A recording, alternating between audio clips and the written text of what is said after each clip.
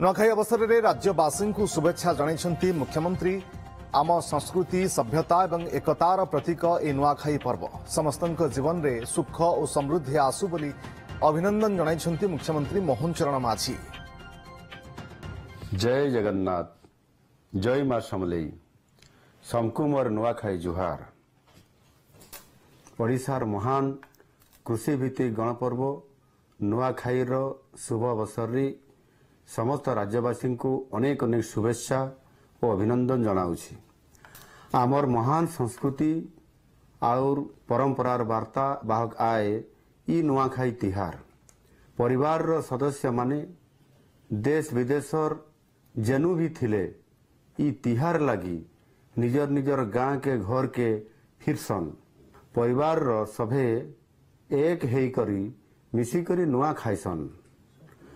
मनुष्य भितर स्नेह प्रेम श्रद्धा सम्मानर आदान प्रदान आर भाईचारा के नहीं करी आईसी आमर ई परब नुआखाई।